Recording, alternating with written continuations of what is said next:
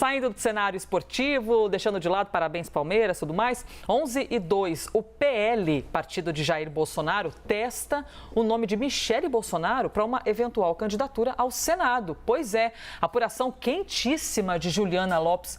Olha, Juliana, a gente vai se surpreendendo com o cenário político, né? O que você ficou sabendo que nos traz essa informação aí de crer que Michele Bolsonaro, quem sabe, pode se candidatar para o Senado? Pois é, ela está tendo o nome testado numa série de pesquisas que o PL está fazendo ali de forma interna, contratou uma empresa para fazer essas pesquisas pensando nas eleições municipais, mas no caso de Michele Bolsonaro tem ali o entendimento de que ela tem um estofo, tem ali uma abertura maior para uma candidatura mais ampla. E aí a do Senado seria, nesse momento, uma candidatura que pudesse acontecer. Esse nome da ex-primeira-dama está sendo testado em alguns lugares, né, em alguns estados, para entender ali qual seria o retorno do eleitorado. Nesse momento, há uma grande entrada, pelo menos no cenário atual, a gente precisa sempre dizer isso, né? Porque os cenários mudam de acordo com o que vai acontecendo e as pesquisas também, mas seria um nome forte no Distrito Federal, no Paraná e também no Rio de Janeiro. Ali no Rio de Janeiro tem uma questão específica, que é o eleitorado evangélico, que tem entrada ali com Michele Bolsonaro, por conta dessa proximidade, de ser também uma mulher, tem essa proximidade com as mulheres evangélicas e também por conta das questões todas colocadas pelo ex-presidente Jair Bolsonaro, as questões ideológicas que ela também prega. Então, nesse momento, é um momento de avaliação, de contratação de uma empresa de pesquisas para que esses números sejam levantados, mas seriam nesses 3 pontos: Distrito Federal, Paraná e também Rio de Janeiro. É claro que o PL tem um tempinho aí para decidir isso, a gente está falando das eleições de 2026, mas tem essa possibilidade sim.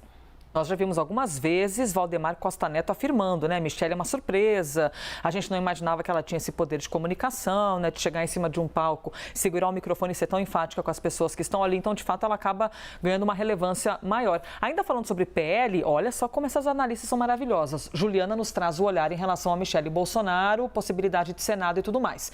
E aí a Renata Agostini traz um outro aspecto de apuração. O PL também avalia que o candidato do ex-presidente Jair Bolsonaro, o candidato à Prefeitura do Rio, Alexandre Ramagem, precisa ter um vice com diálogo com o eleitor evangélico. Esse eleitor evangélico, hein, Renata, que foi um tesouro, né, para as campanhas de Jair Bolsonaro.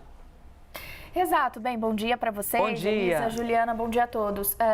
Qual é o ponto que parte o PL, especialmente o PL Fluminense, que está dedicado a essa pré-campanha de Alexandre Ramagem à Prefeitura do Rio de Janeiro? É de que ele precisa atrair para a chapa dele um vice que tenha um perfil distinto do dele, ou seja, que traga algo a mais. Em geral, essa é uma receita que se mira quando se pensa num ticket, né, como a gente chama, né, nessa chapa. O Alexandre Ramagem, ele vai vender para o eleitor carioca a imagem de alguém que se preocupa e que tem predicados para cuidar, por exemplo, da segurança. Não só porque ele vem da Polícia Federal, ele foi delegado da Polícia Federal, chefiou a Agência Brasileira de Inteligência, mas porque o bolsonarismo, que é a bandeira que ele vai carregar ali, tem já essa pauta muito forte e muito identificada na cabeça do eleitor. Diante disso, e veja, a busca por um vice é algo que o PL entende que vai acontecer bem lá na frente. Ainda é muito cedo para que haja uma busca efetiva ou a escolha desse nome.